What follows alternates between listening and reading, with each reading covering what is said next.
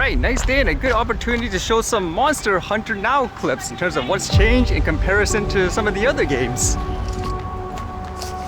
Does the environment here make it feel more like a monster hunting, I guess, expedition?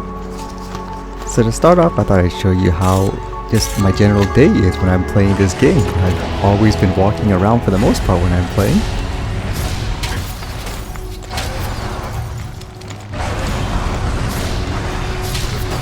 Dodging is a real challenge when you're walking. It's always harder when you're walking.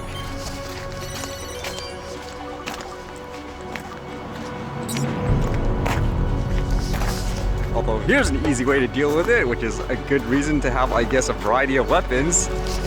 Always watch out for where you're walking because you never know what might come in front of you when you're playing.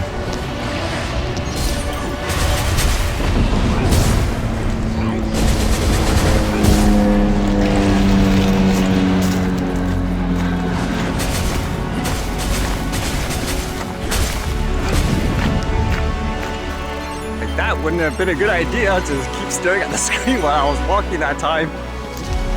Yes, this game has taken me to some strange places in order to find monsters.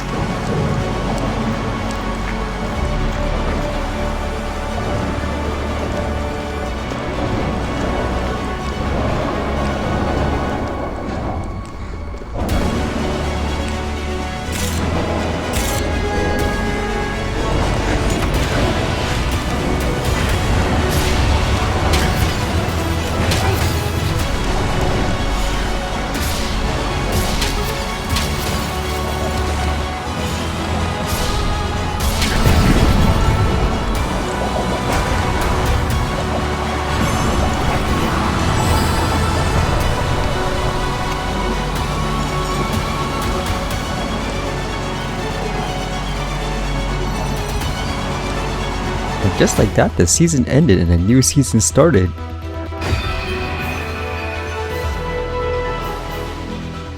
And you know what that means so far? New monsters.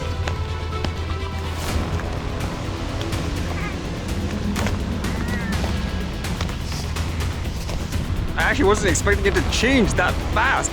This was literally my first experience with this monster, as I had never played the main series to understand the mechanics.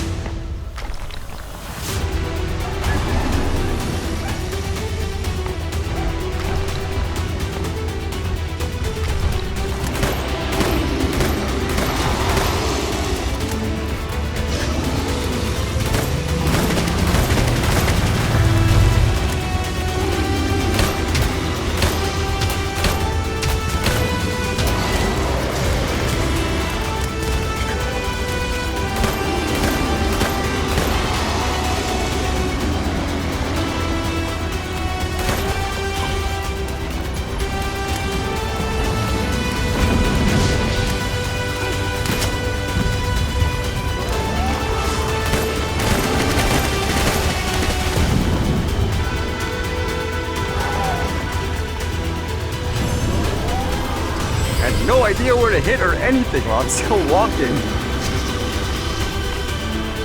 One thing I still find kind of funny in this game is despite how hard the enemy is at times, the loot that you get is completely random and you could get really low level drops for fighting such a hard enemy, but I guess that's just the nature of the randomization in terms of this game and a lot of the other games of this type as well. And there were actually a lot of new weapons too, but I didn't actually get to try everything. Because just like that, with this new season, they gave you more upgrades and again, more monsters. Apparently this is an elder dragon in this series, so this is my first experience as you can see here.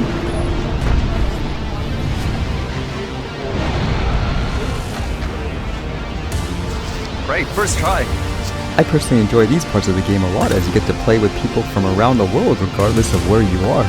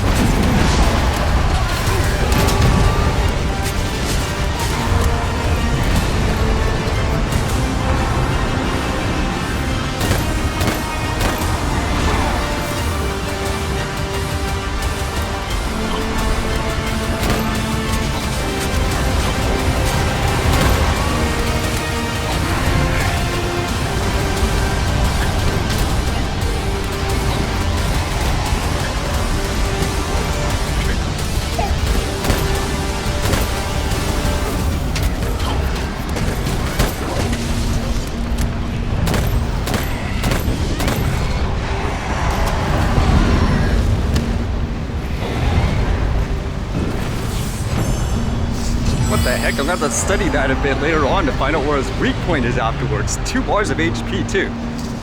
So afterwards, I did try to look for a harder version of this enemy, and with a little bit more understanding of the mechanics, as you can see here, this is kind of a better gameplay for my part anyways, on how to take out the enemy. You kind of see when to attack it, and when it does its big attacks for you to avoid.